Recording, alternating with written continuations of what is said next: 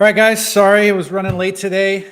Apologies for that. I got on the phone with Suzanne talking about the conference coming up, and yeah, we like to talk and catch up. So we ended up going a little later than I want, and I looked at the time and realized it was time for the weekly Q&A. So thank you, Brandon, for being here today. Anything new with you? No, man. Just running in circles. Busy. Spring is trying to spring out here, and I'm way behind. And yeah, like everybody, like all growers everywhere, I'm behind and trying to catch up. Yeah. Well, folks, go ahead and post your questions in the chat. I'm really excited to those of you that are here now, and hopefully some more will join us over the rest of the hour. And if you're unable to make these, you can always join us later. I'll post these up to our YouTube. So one thing that I want to talk about, just because it's on my mind, I just did an interview for the Cannabis Cultivation and Science podcast with Dr. Michael Gutenson. He goes by Dr. G because he has a real tough last name. But what he's researching is, and he's I believe a plant biologist.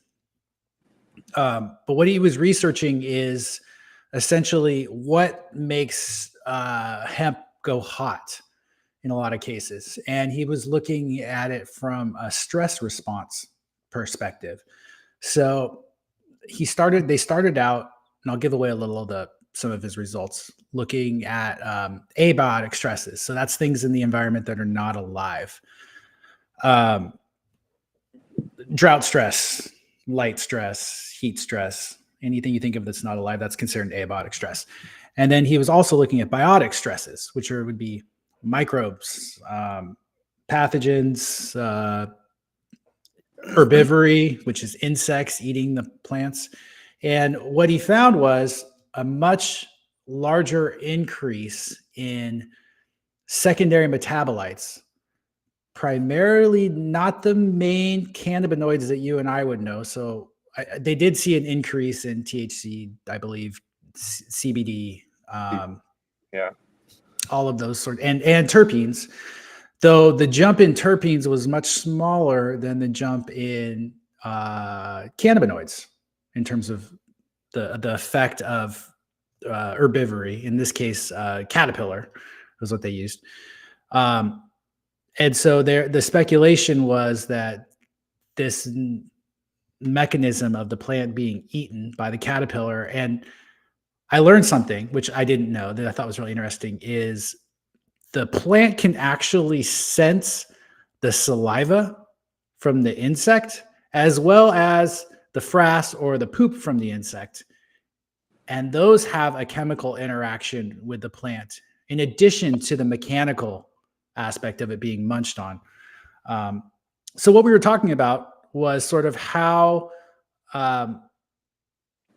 these stresses, what do we really know about plant stress, and how these stresses impact yield and cannabinoid production, and where research might take us in the future on it. That's interesting. You know, I had that hemp farm in South Carolina, and we were obviously concerned about going hot. And the big thing that we were watching was, far red light that could push it up, which apparently is probably just a stress response. But yeah, that's great. I'm always fascinated at how perceptive, these plants are that we walk past every day. And, you and I, think about them all the time. And I'm sure everybody in this audience thinks about them. But the average American just walks by a plant and thinks of it as this, kind of just rooted in place. It can't communicate. It's solitary, and it's fascinating just the different chemicals that plants are able to pick up on, whether it's an exudate from a pest or whatever. So yeah, I love all that stuff. Well, and that's part of the problem that plants face. And this is one of the things he talked about is like you and I, if we have a stress in our life, let's say someone jumps out with a gun, we can run away, but a plant rooted in place can't do that. So what it has to do is it has to create these secondary metabolites as a way of protecting itself. And so he was talking in depth about this, and basically when a plant is stressed, it's going to create things to protect itself. And some of these things are not intuitive, because one of the things he talked about, like if we say that, crop steering, so this idea of drought stress, so intentionally withholding water from your plant, drybacks, right? We know that stresses the plant, and we know that plant stress can increase cannabinoid production. Yep. Like we don't know exactly when the optimal targeted time to do that in a plant's flowering cycle. In veg, you don't. One thing he brought up that I thought was kind of a given and is always good to reiterate is that we don't want to stress our plant in veg. There's no research or advantage to that. But once we're in flower, there may be a benefit to it. But if we do intentionally stress our plant and that plant produces more cannabinoids are not a mechanism that would help that plant physiologically deal with drought stress, right? It's not a reaction that is in direct benefit to the plant. It's not going to allow the plant to have access to more water. It's not reducing the amount of photosynthesis that would be happening. I would think as a way of reducing the amount of water that the plant is transpiring. But what it would do is, and this was his speculation, was like, okay, well, maybe if you look at it like this, like the plant is now more susceptible to pests. And given that the plant is more susceptible to pests, if we do give it drought stress and increase its cannabinoids, these cannabinoids may help protect it from pests during this time of stress. And so the benefit to us, obviously, is more cannabinoids. But each plant has sort of an optimal capacity, genetic potential of creating so much biomass, yield, so much cannabinoids, whether that's THC, CBD, CBN, terpenes, and it has to allocate those resources. It can't do all of the things all the time. And so we might be able to steer it a little bit one way or another. But if we do things that stress it, that dramatically increase cannabinoid production, we're going to probably see a decrease in yield. Yeah. And if we get a massive yield, we're probably going to see a lower level of cannabinoid, THC percentage, because it's going to be spread out over a larger amount of biomass. So I just think it's interesting. It's been something I've been thinking about today as I did that. Yeah, I end up talking to a lot of folks about that inverse relationship of cannabinoids versus yield going up and down, and like I got a funny comment, and I might have mentioned this last time, but somebody was saying, I feel like every time you and Tad answer a question, it's always it depends, and I'm like, well, it does depend. And there's almost always a trade-off. None of this stuff happens in a vacuum. And anytime we flip one lever, we're going to see something else moving as well. All right. Well, let's dive into questions. I've been ranting and raving long enough here. All right. First question. Any way to utilize aloe flower in the garden? Also, my also is putting out a flower spike. My aloe is putting out a flower spike. Thank you. I misread that one too. Yeah. Do you want to answer that, Brandon? Yeah, I don't know. Obviously there's some NPK from the flower spike. One, I coming from South Carolina, I used to grow a ton of aloe and cactus and all kinds of stuff. So I really love the plant. It's a really cool plant, interesting plant. Your brother has a couple of plants over here, Tad, actually, of aloe plants, really nice ones. The flower spike itself, you're not going to get, to my knowledge, any significant like saponin, wetter spreader benefit like you could from aloe, like aloe powder. It's not going to hurt anything. But I don't know of any way that I could actively use a flower spike. Yeah, I can't imagine the flower having a ton of horticultural benefits, but if you were to take the aloe itself, there is some inside the tissue there. That gel is, or sap is, just high in saponins. And we could talk about that too, but yeah, can you touch on weekly or biweekly foliar sprays of amino acids and or aloe vera? So kind of along the same notes. Anything to keep an eye on other than the obvious, don't overdo it. I'll say a little bit, and then I know you'll have a lot more to add. So one way to look at this and look at all plant from a fertility perspective, when you look at a plant, you have to look at it in terms of like limiting factors. And I know I've talked about this on here before. Um, if your plant is getting all of the fertility that it needs, more or less through fertilizer, which is added into the soil through the roots, that's our preferred way to get nutrients to a plant. It's easier, less expensive, less labor. Could you push the plant a little further by doing amino acid sprays onto the leaves? Yeah, I think so. Would the trade-off in terms of labor and cost necessarily add up? That might be a little bit harder to quantify. Um, so I guess the obvious thing in that regard is if the plant is already high in nitrogen, so the leaf tissue has sufficient nitrates, and you add more nitrogen, that could limit the uptake of other anions or other nutrients into the plant, and that could be an issue. So all of these things exist in a certain balance within the leaf tissue of the plant or within the body of the plant, and so we don't want to overdo any one thing from a nutrient perspective. And if we're talking about amino acids, we're talking about nutrients. Now, aloe vera, we already mentioned saponins, is a little bit of a different use case. Brandon, do you want to add or touch on anything I've said so far? No, I'll wait. I was done. I was starting to ramble. Yeah. No, so I totally agree. It's Tad's obviously the owner founder, and I work for Tad over at KiS Organics, and KIS stands for Keep It Simple. I just had a buddy send me a bunch of electro cultivation emails and stuff he wanted me to look through, and there's lots of things that we can do that might have a small benefit for our plants. If you enjoy doing that, if you like the experiment, I was talking to your dad this morning about some stuff that he likes to do that he knows are a waste of his time. He's not getting much return on it, but he really loves doing it. And so, we agreed that that's not waste.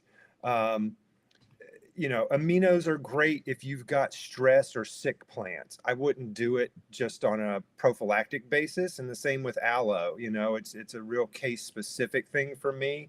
I know that there's some benefit to using aloe beyond wetter spreader and that kind of stuff. But as far as the NPK side of it, it's negligible, especially in the amounts that we would be applying. So yeah, I see those for more of a rescue mission than a regular weekly or biweekly thing. And again, at KiS, we provide SOPs not just to home growers, but also to a lot of facilities, and they have to be really cost conscious. I can't remember what you said, how much it was for those guys to do one application of fish, but it was like some kind of mind-blowing number in Michigan. And so, at home, it's not hurting anything. I don't know what sort of benefit you'd be getting from doing that on a regular basis unless the plants were stressed. Yeah, I would just add that at the end of the day, if you do it and your plant seems to like it and you're happy with it, you could ignore everything we just said, because Exactly. everyone's plant, different genetics, different environment, different fertility in the soil. Yeah, so I'm not going to say that those things aren't beneficial. I would say that 90%, probably 99% of the commercial growers that we work with are not doing these things because they don't have the time or labor, and they're not things that we typically recommend.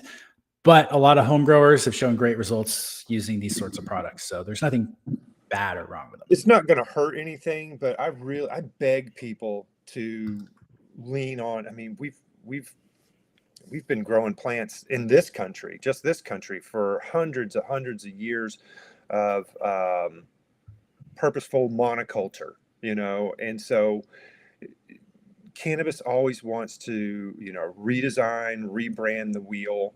And a lot of times I see a lot of things as I personally, and I'm not, saying anything bad about anything, because some of these things can be really fun and have some benefit. But for me, a lot of times it just sounds like marketing. I've been growing this plant for 40 years, and I don't need aminos and I don't need aloe to have a really good finished product. So if I can keep it out of my room and off my shelf, that's a one, it's something I don't have to buy. It's an expenditure that I've controlled. And then two, if something's weird, if something's, not, doesn't look like I'm used to seeing, I've eliminated those, aminos and aloes aren't on my list that I have to go through and check. So the fewer inputs, the easier it is for you and me to do the math. The fewer inputs, the easier it is to sleuth out an issue if there is a problem. And then the fewer inputs, the less heavy metals you're being exposed to. And then finally, the less expenditure. And so I feel like that's four really good reasons to keep it simple. And again, just like you said, if you enjoy it, then maybe it's worth it. But I'm always trying to save growers money and produce really top shelf flower. That's my goal. Yeah, I've really come full circle on that. So when I started out, my parents had a plant nursery and everything was very basic. We used very little fertilizer. We couldn't afford it. You couldn't spend a lot of time with each plant. So you kind of did the basics. And then I got into cannabis and everything got complicated. I ended up with when I first formulated the water only soil, it had like 15, 20 ingredients. Now, when I go to formulate a soil, I'm like, can I get this under 5? Like, how Right. many things do I have to add? So I guess the idea that more is not always better. We think, oh, if we add more nutrients, we're getting more diversity, and more diversity is always better. Um, that's not necessarily the case when it comes to fertility or fertility inputs. And on top of that, like Brandon's saying, it just complicates things when you do have a problem, because now you have to back out which of those things might be an issue, and it just gets a lot harder. So And I moving. like what Mopar said, though. He's home grower, or she's a home grower, I'm not sure, and just appreciates the input, and they like to give their ladies a little something extra. That's fine, as long as it's something that's not going to hurt. But again, I do think those are 4 good reasons to keep it simple. Yeah, yeah. All right. Okay, we were going to answer this question. Is there a best time to apply frass to cause the stress to plants for more oils? Because we started off talking about plant stress. Marinade, I would say frass should not cause plant stress. Frass should be a good fertility amendment. So you're adding essentially a fertilizer to the plant, as well as getting chitin in there and getting beneficial enzymes and potentially some beneficial microorganisms. So something like this, the goal is really not to cause plant stress. And I want to reiterate that when I was talking with Dr. G, just because his last name's so tricky, he was saying that he agreed with me when I said, even though we know that these things cause stress and these stress events may cause some plant benefit in terms of increased cannabinoids or things like that, overall, we have natural stresses that are happening in our garden all the time. And so maybe not aiming for stress, and maybe down the road, we'll find that 2 weeks out from harvest, 99% or 95% of cannabis genetics respond well to a cold period or a dryback or some mechanism at that point in time. But we haven't gotten there yet as an industry with this crop. So short answer, frass would not really cause plant stress. So it's not really used for stress, but it's probably one of my favorite inputs and one of the cleanest inputs consistently across the board that I see, which is really nice. We've looked at a bunch of different sources of insect frass, and they've all come back pretty clean for heavy metals, which is important. And I do like the chitin and the chitinase in frass. Obviously it's a great nitrogen source. Like Tad just said, we don't have a data set that shows, to my knowledge, there's nobody tracking, a control bed and then a bed beside it with frass to see if there's an uptake, in cannabinoids. It's everything with cannabis is going to take at least 2 months, at least 2 months, because we've got to get through a flower round. And there's not a lot of folks doing it on scale large enough to get a significant data set that they could pull from. Um, if I'm running a big facility and I've got those kind of numbers where I could come up with some kind of, representative statistical analysis, I'm probably not going to play around with my stuff because I need a consistent, run every time. And Operation Annihilation, I use frass every transplant too. It's one of my favorite nitrogen inputs, and I use it along with alfalfa, soy, feather, and frass are my go-tos. It's one of my favorite inputs too. So that's awesome. Let's see here. Oh, do you want to tackle this one, Brandon? I find locust shells all over my backyard. I've never seen a locust being from the Northwest. I've been collecting them, powder them in a mortar and pestle or blender, and add them to the transplant hole along with mycorrhizal fungus. Okay. Wow. So I'm assuming locust, we're talking cicadas? Because when I think of locust, I think of the giant grasshoppers. But that's what I was picturing in my head too, which I said I've never seen any out here in Washington, but yeah, I'm from East Tennessee originally and lived in the deep South and in the Midwest. And, every, 7 and 13 years, you get the cicadas, and they're on everything. And when they emerge, they leave their shells everywhere. We used to collect them as kids, and I don't know, we thought they were cool. But either way, the benefit would most likely be a little bit of a nice nitrogen, like, tickle, not even a boost. And then, there's probably some chitin and chitinase in there as well. So kind of the same things we were just saying, like it's beneficial. It's not going to hurt anything. It sounds like a ton of work, like I'd be hard pressed to go collect all the cicadas and grind them up. But I mean, it's cool. I love to close a loop. So, what they're just going to sit there until the yellow jackets eat them if you don't use them. So it's not going to hurt anything. Yeah, I have no idea on that. I will say you are using mycorrhizal fungus correctly by putting it directly into the transplant hole, in direct contact with roots, which is really important. So as far as the mycorrhizal fungus goes, I could confidently say that that's the right way to use it. Make sure you're getting endomycorrhizal fungus, the right species for the plant you're growing. So you're not wasting your money on ectomycorrhiza or some other, biology that's not going to have a direct impact on cannabis. So, or doesn't have enough of it. That's something that Tad and I see a lot. Is we'll see whatever listed on a bag, but then once you look at the colony forming units, there's not enough of it to actually set up in the soil and do anything. So you want to be careful about that as well. All right, I'm just going right down the list here. Fuzzy Bunny, I appreciate all your support. You've been great on Patreon and joining these lives. So thank you for the laughs. Yeah, I didn't know there were any giant pumpkin growers, former musicians. I have faith no more. That's really interesting. Very cool. Thanks for sharing. Yeah, everyone looks like Brandon, but no one looks like me. I'm tall Rob Zombie is what I get most of the time. I was going to go Rob Zombie, but it'd been so long I wasn't 100% sure I had that right. All right. It's funny because I'm like super hippied out, but I look like a bunch of metal dudes. Yeah. So this question, this is a great question talking about water.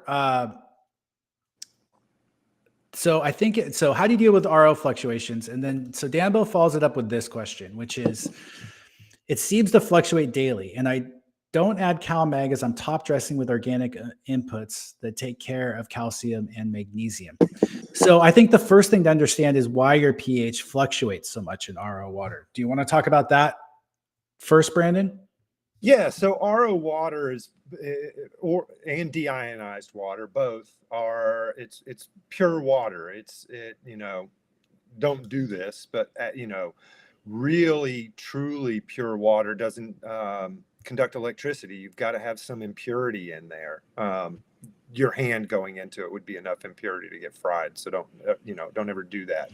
But it's water that's been stripped. We call it hungry water because it's been stripped of all its ions. If you store your pH meter in RO water, it's going to break your pH meter. It's actually going to pull ions and ruin your meter.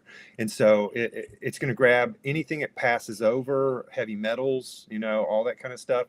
But then because there's no buffer in there, your pH is going to fluctuate wildly, usually back and forth. And we usually just tell folks to do a 0.5 gram of gypsum per gallon, and that is more than enough. And I've used earth juice. I mean, just about anything that you add that adds ions is gonna buffer it. And I know that the question earlier or just a second ago, or here it is. I don't add the cow mag as I'm top dressing with organic inputs, and that takes care of your calcium and your magnesium. The little bit of extra calcium and sulfur that comes in with gypsum from this is not going to upset your cation balance. The way that gypsum works, the way it releases into the soil. So gypsum's kind of my personal favorite to do that. But if you don't put something in there, you're not going to maintain a stable pH. And then we could get really into it and start talking about gas and water interface and how the carbon dioxide and oxygen levels will swing your pH in one direction or the other. But mainly just really need to get a buffer in there. Basically, because there's nothing, your water probably is very low ppms, so it probably doesn't have a lot of impurities in it after going through your RO system, which is good. That's the goal of the RO system, is to remove all the impurities. So you would just want to rebuffer it with something. And then I've asked the guys at Dram about this, and when we get to the conference, I'll probably ask them again. But every time I ask them, they give me the answer that Brandon was saying, which is it depends on your situation as to what the best buffer is. There really is no perfect organic buffer, but you do want to get something in there before you water with that water. I know people have watered with RO water. It ends up okay. But if we're talking about optimizing a system, you would absolutely want to buffer it. But that's why you see those pH fluctuations, just because, a few ions of something hits it and all of a sudden your pH is either up or down because there's nothing buffering that, which is what the gypsum would do, or some other organic input like that. So you will see a lot more fluctuations due to the low alkalinity. All right, moving on. Chemist on campus, starting an outdoor cannabis crop with KiS Organics in Oregon. Any tips for dealing with lots of rain towards the end of September? Do I want to let you answer this, Brandon, or are you going to be like kind of a downer? No, I'm going to be real positive about it. Okay. So, yeah, you've got your work cut out for you. That's Tad, yeah, it's brutal, but it's worth it. And it's, for somebody like me who came, I moved here from South Carolina, just the fact that I can grow a plant outside, I'm going to do it. And so it's really tough though. In the Pacific Northwest, we get a ton of rain. The daily light interval drops off to, just about nothing. I saw somebody in the comments saying that you should have a cover over it. A cover. Okay, there you go. Cheddar Bob. Hey, Cheddar. So yeah, that's really important. It can really help. Even with a top though, you're going to end up with some issues. I had a top on a greenhouse the last 2 seasons out here, and I did all the things. I did silica, which is huge. I did cease, which is Bacillus subtilis. I did trichoderma. So I tried to keep my soil free of pathogens. I'm surrounded by beautiful forest that's full of fungal pathogens, so I can't exclude them. And so I really just tried to front load a ton of silica. I tried to, from day one, make sure that my soil was getting good biology to try to outcompete like the local environment, the closest environment. And then airflow is going to be really big, depending on, like PM, you want airflow. For botrytis and fusarium, you want to reduce the airflow. And so carefully pruning is for airflow is going to help.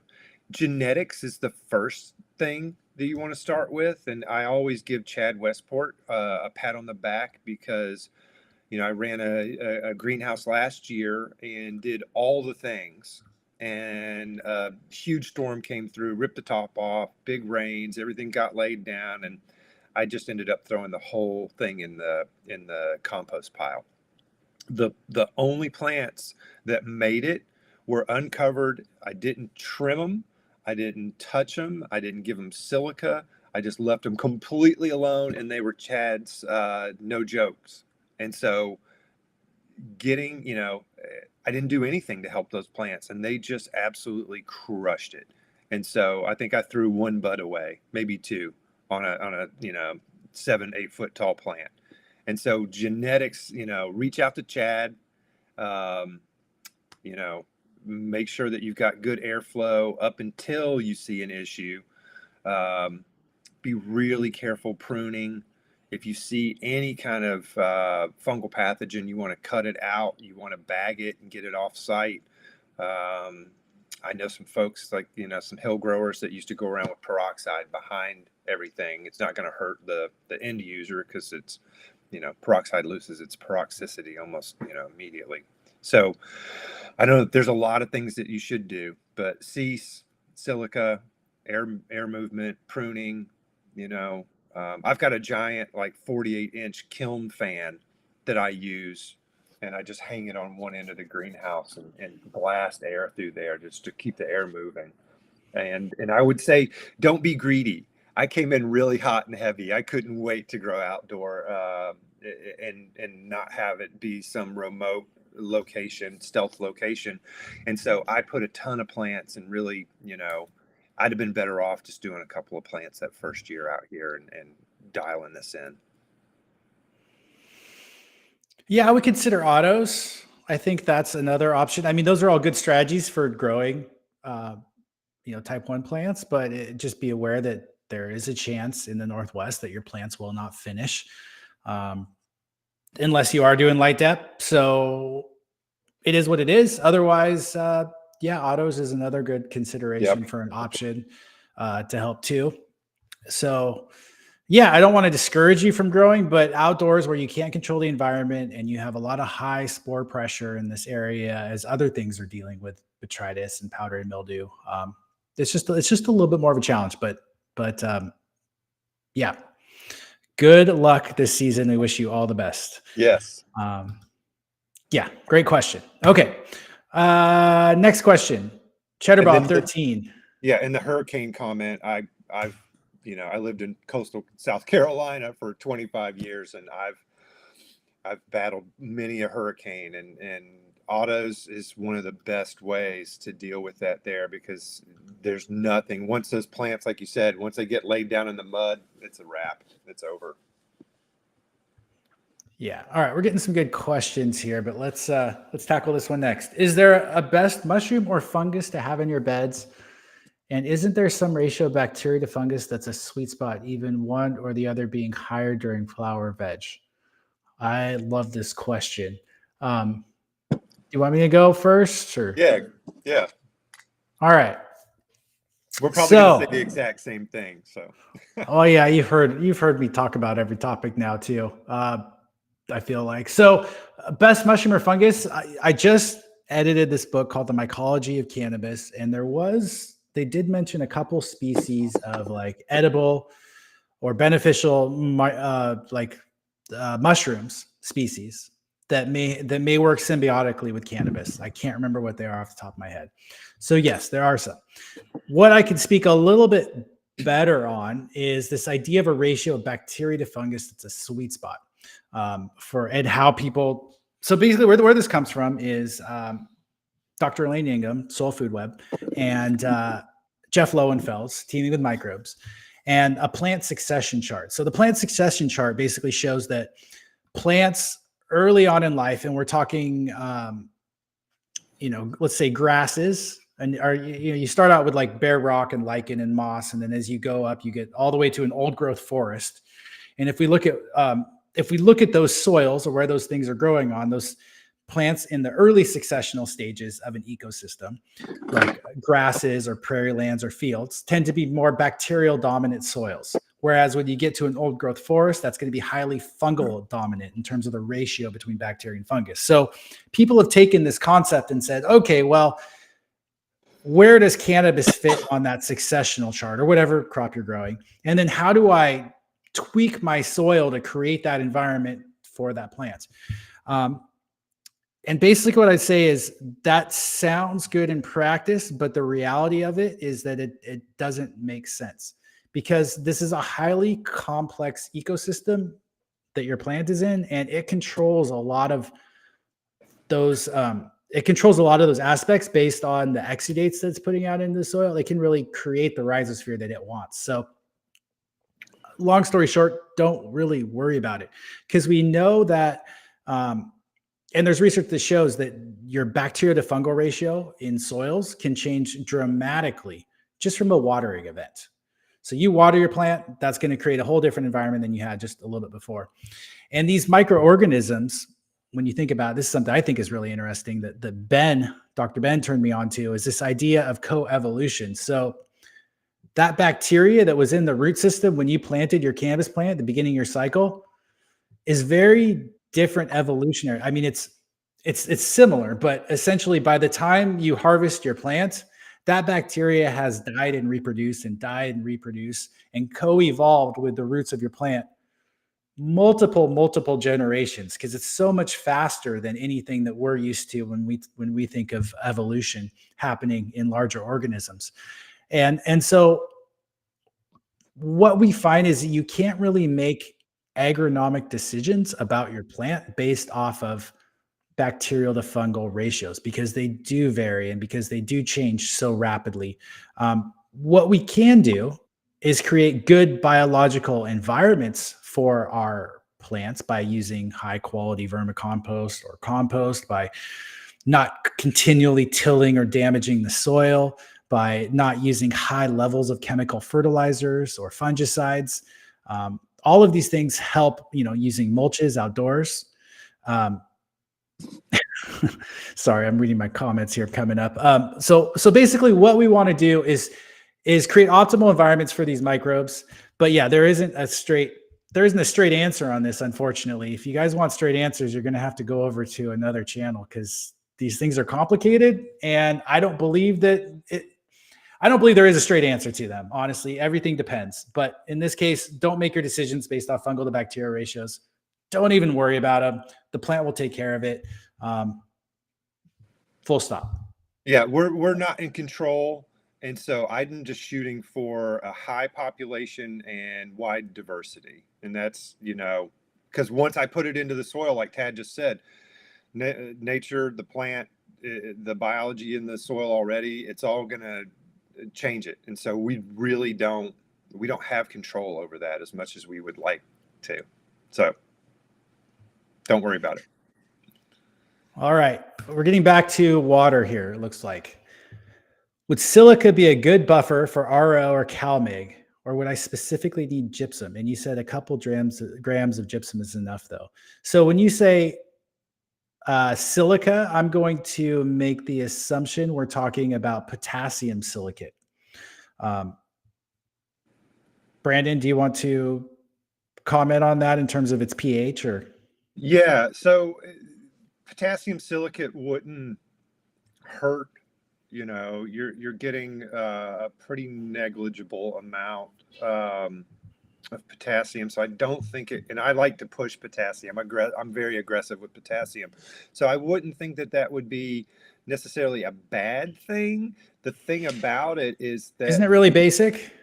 Yeah, the bad thing about it is the pH is super high, and so you're going to end up having to inject a bunch of acid to bring that back down into a safe rate. I always beg people, like my joke is always there. It's not a joke. It's just an anecdote. Like when we were kids, Batman never got hung over a vat of a strong base. It's always over acid he was going to fall into. And so like we, as humans, as adults, we know that an acid, you should wear PPE, goggles, gloves, whatever. We don't take bases very seriously.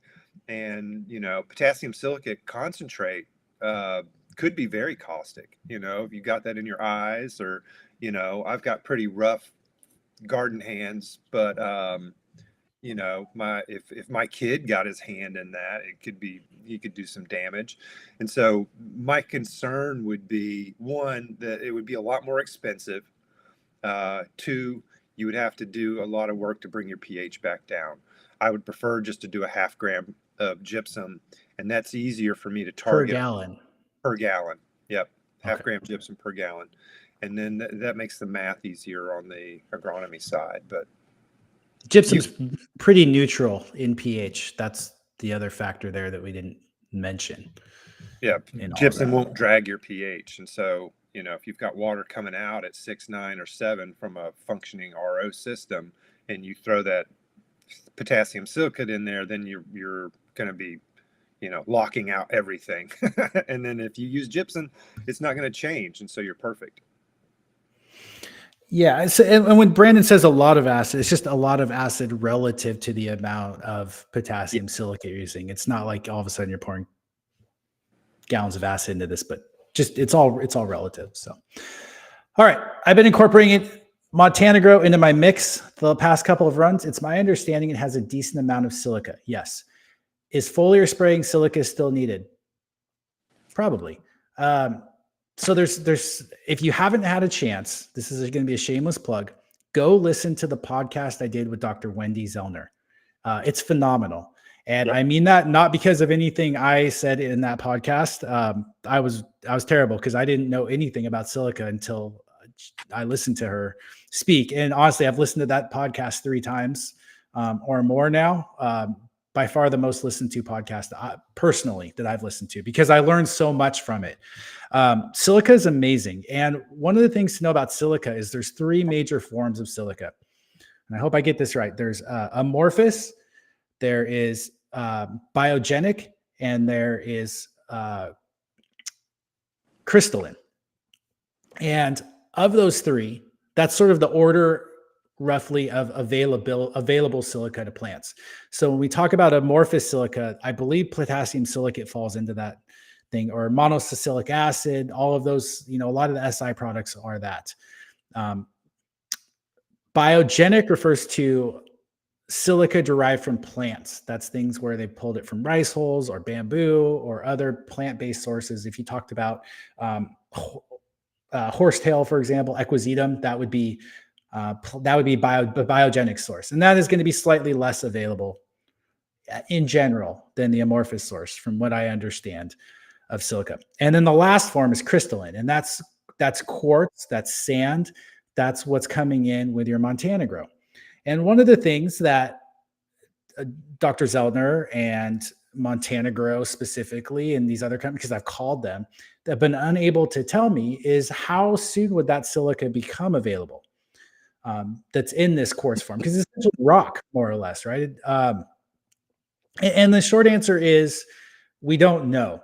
The longer answer is it's probably going to take a while for it to be broken down. And here's where particle size and weathering comes into play, and microbial interactions and hydrology and all those things will determine how quickly that gets broken down. But as a general rule, when we're talking about cannabis that has a 2-month flower cycle, and then we're talking about quartz, which could be months to years in availability, I don't know that it is doing you a lot of good. And when I talked to the guys at Montana Grow, they had no idea either, because I called them and asked them about it. So we don't typically recommend those products for silica availability. I don't think they're hurting anything other than your pocketbook or making your soil a little bit heavier, but and they may become available down the road, but we really don't know. There is research to show wolastanite is fairly available within a reasonable amount of time, and same with diatomaceous earth, interestingly enough. Some research on that too. And that one would be the podcast that I did with the pathologist. Why can't I think of her name? I can picture her face. Yeah, I'm blanking on it. It'll come back to me. But But another university pathologist did research that showed diatomaceous earth helped reduce powdery mildew infection due to the silica upregulation of silica from the diatomaceous earth by like 70% or something. So want to mention that. One more thing, just because I got a question about this recently. You will not get silicosis if you're using silica in your plants. So that's, I just wanted to. I believe it was the for like eggs. I think one of the things I asked her was that is egg sill, can you get silicosis from egg sill? And she said it wasn't the correct form of silica, if I remember correctly. Yeah, Though but it would be very caustic. You would not want to inhale egg cell. That would be there's bad. there's a ton of other things associated with getting silica in your lungs in terms of the particle size and all these things have MSDSs or SDS sheets on. And so you want to use the proper PPE with pretty much any organic or chemical input. So always read that. Always get an SDS sheet for any product. I want to just throw that out there. Let's see. All right. I'm catching up on questions, guys. Sorry. Let's see. All right. Here's another one. What would be a good practice to prepare your garden for spring and upcoming new season, like compost layer, etc.? Brandon? I mean, I'm all about low compaction, so I would like to loosen my soil up with a broad fork. I don't use any kind of tiller or anything, but I do loosen the soil up. It just, we've got such good soil in the beds that we've got out here that the soil is pretty soft. But I do like to break it up. It just makes planting really easy, and it makes amending really easy. Compost is probably your best bang for your buck. It depends on, again, depends. How long have you been growing in those beds? What have you amended them with? What's your current NPK? How is your aeration? So I would need to know a lot about the soil that you've got currently. If you're growing in heavy clay versus a KiS substrate in a bed, like total, different planets as far as the conversation. But, in general, for prepping for spring, I'm weeding, I'm getting compost out. That's about it. Tad, I don't know. Soil testing, starting your seeds. Yeah, you would have already done any mulching or things like that. Sorry, that's my 10-minute warning to go pick up my daughter from preschool. Yeah, I think you covered it pretty well. I would think you'd want to, have already gotten a soil test. Most folks are, getting into spring, thinking about planting, even us, so now's that time to get that soil test and get it dialed in. But it's going to really depend on what you're growing, all kinds of things.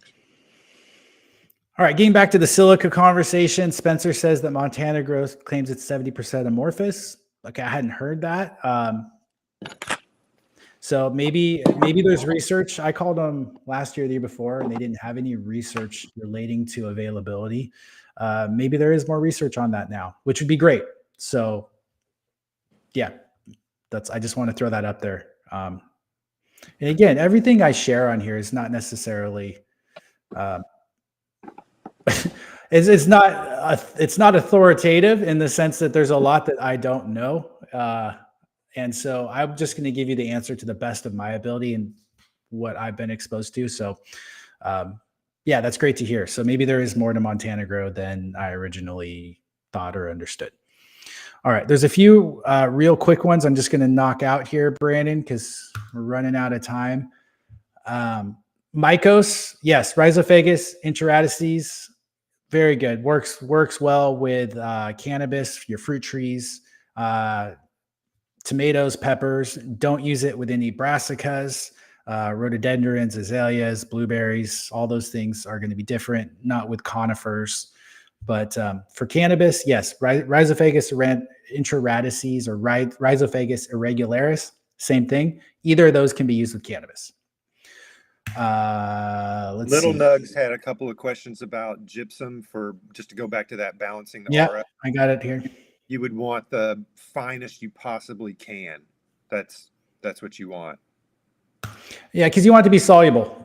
And so smaller particle size in general means greater surface area, more available sooner to the plant.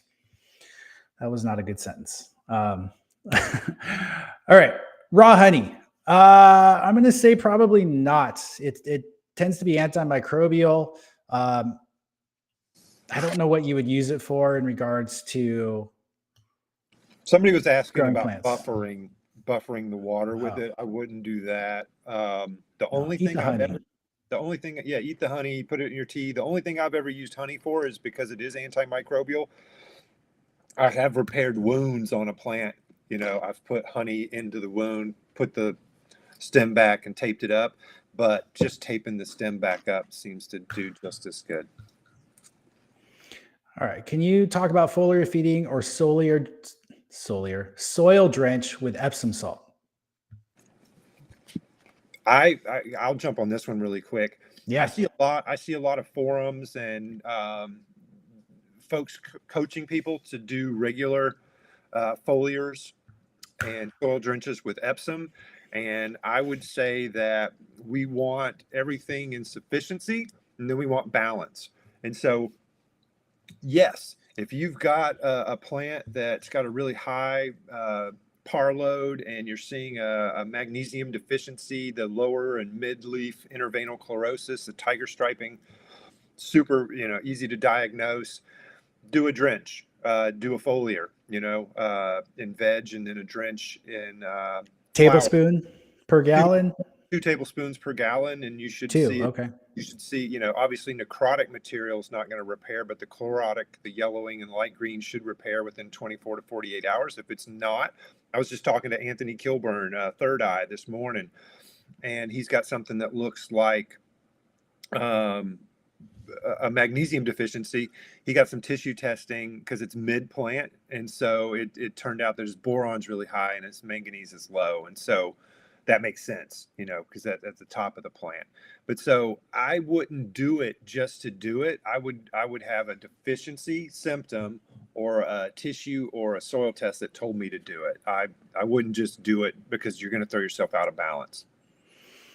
In general, on soilless media, so living soil, the kind of soil that we'd mix up at home using peat or cocoa, we tend to see sufficient magnesium just from the compost typically, and other inputs. So I never add magnesium. So I don't use sulpomag or magnesium sulfate unless I am seeing that. The other time we do see it is when people are using certain LEDs for some reason. They seem to be magnesium hungry, and I couldn't tell you more about it. I just have had multiple people tell me this, and I've seen their plants, and they do seem to show a deficiency. So I just want to mention that with LEDs. Well, it makes sense. Magnesium's the central element in the chlorophyll molecule. You've got a really high demand, and so and we typically see it around week 3 when things are ramping up. And so it makes sense that those high par loads, the plant's eating magnesium, but I wouldn't do it without a visual, just because I wouldn't want to create a problem. Again, keep it simple. Yeah, because magnesium is going to make it calcium less available, potassium less available, other cations, and it raises your pH a lot faster than calcium. So we just want to be careful before we add it. Yeah, we're only adding on soil reports analysis. Tad and I are only adding magnesium, like, I don't know, like maybe 10 out of 100. Like, that's probably generous. It's probably 5 out of 100. All right, fungus gnats. Dunks. That's the way to go. Yeah, there's some great options. Steiner Nematheltiae, it's close to how you say it. SF nematodes work phenomenally well for fungus gnats as a soil drench. They're probably my favorite option, but they're expensive. So, because the minimum amount means you're probably spending, let's say, I'm going to say $75 to $100 potentially to get them in there, just because there's a certain amount you have to have in order for the critical mass for them to survive the shipment to you. BTI, Bacillus thuringiensis israeliensis, is another option. That's mosquito bits or mosquito dunks that Brandon mentioned. That would be an affordable one that you can keep on your shelf. You could grab it off of Amazon, water it in. It's a bacteria that works very well at dealing with the larva of fungus gnats too. But you can do both, but you need to break their life cycle is really the key there. And you can't really do it just with sticky cards. So that, and I mean, some people will recommend sand and some of these other things. I think for me, it's two products, SF nematodes, BTI. And there are some other biocontrols that if you're getting, if you're trying to do a treatment for, other mites or other cannabis pests, you may see those things also deal with some of the fungus gnat larva too. So some of these things overlap, but those are the main two you want to go for. Yep. All right, Brandon, I'm going to let you have the last question. We got a couple of minutes left here. And then I gotta run. So yeah. You want to talk real quick about this, and then, I do want to give a couple inexpensive nitrogen things too. So go ahead. Feather and frass. But so phosphorus, I love microbial mass. It's a phosphorus solubilizing bacteria.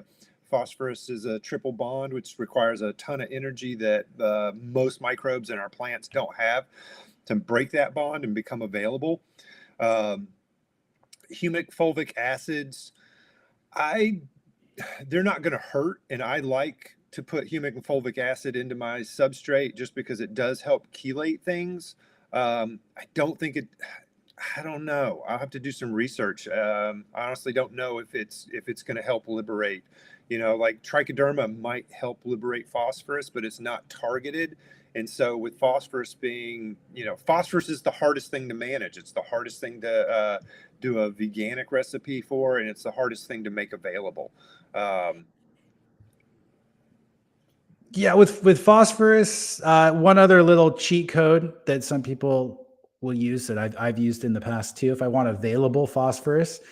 So we'll try and front load phosphorus by getting it into the soil mix, by adding things like soft rock phosphate or bone meal or things that we know are high in phosphorus. Guanos actually have very good available phosphorus, but we don't like to use them because they're not sustainable and have other issues. But just that's an interesting thing about them. Our cheat code for phosphorus would be fish hydrolysate, particularly something like CFOS. It's going to be a little bit higher in phosphorus. And that's because they're allowed to use phosphoric acid to stabilize it. So, and it's approved for use in organic production. Now, some people will say, I don't want to use anything that's not 100% organic or anything that's man-made, in which case fish hydrolysate would not be something that you would want to use for that reason. But if you're okay with it, it's an easy way to get available P in there. Or when you go to pH your water, a lot of people have to pH down their water. If you use phosphoric acid, you're going to have very good available P using phosphoric acid too. So, man, you guys have some good questions coming in too that I want to answer, but we're kind of out of time. Let me just show these real quick. Easiest way to nitrogen. Compost tea will give you a little bit of nitrates. Brandon, you mentioned feather meal, blood meal. Those are very inexpensive, relatively speaking. Green matter in general is going to have some nitrogen in there, so you may be able to do it through some of those. Anything you want to add to that real quick? No. Okay. All right. Last question. Basalt. I have moved away from rock dust for the most part because they tend to have heavy metals. The micronutrients and everything is just not terribly available in a time frame that makes sense for the crop that we're growing. I still use them in small amounts in some of our soil mixes, primarily because I already had them on the plant label, because when I first formulated these soils, I had 15, 20 ingredients. And I think people like to see that. But what I have done now with our soils is I've adjusted the ratios to where I use very little of the basalt. Because I actually did a trial with when I first met Coot. We mixed up their soils, and we were this was well before I was ever doing any soil testing, and we were good friends at the time. And he was telling me, like when I go to re-amend, he wanted me to use high levels of rock dust. And so what I tested two things with the local horticulture college, and one of them was reusing what's essentially our nutrient pack. So putting back into the soil exactly what we started with. So that had a lot more NPK in it. And then this other mix, which was primarily rock dust and minerals, calcium, things like that. And there just wasn't any fertility in it. There's no available NPK to the plant in basalt and rock dust. So of the rock dust, basalt tends to be my favorite in terms of availability, or not availability, but heavy metals. The basalts ones I've seen tend to be lower than some like glacial rock dust, for example, at least the mines that I have access to. But yeah, in general, I don't really recommend adding or using a lot of it because they all contain heavy metals. And I don't think we're getting a lot of available nutrients in a reasonable time frame, unless we're talking about, some permaculture bed that we're going to be building over the course of years or decades with fruit trees. Then we could say, okay, maybe it's worth it. Yeah. Same. Yeah. keep it simple. All right. Well, hey, this was fun. I really love all the questions. And I really enjoy having this time every week. So thank you for joining us. One last shameless plug for the conference that's happening in Montana. It's going to be September 5th through the 7th. You can read about it on our website. Brandon and I are going to be there. Suzanne Wainwright Evans, the bug lady, is going to be there. Dr. Greenhouse, Les Evans from DRAM. Oh, man, so many people. It's going to be a really fun event, and it's going to be held at Collective Elevation, which is a phenomenal facility there. It's 10 minutes from the airport. I can't wait. And then on the third day, we're doing a tasting event, and they're going to be donating. Montana Living Soil Alliance is going to donate the weed, and we're going to have a tasting event, and you guys can come in and have a full sensory experience as to what premium flower looks like in the Montana area. So yeah, I hope people can make it. Get there early or I'll smoke all of it. So fair warning. You've been warned. Yeah. So it should be really fun. And I hope, I think there's room for about 200 tickets. So I know it's a long ways off in September, but I hope people consider signing up and coming out and meeting us in person. It would be a lot of fun. So yeah. Thank you guys so much. Appreciate you. Yeah. All right. See you, everyone.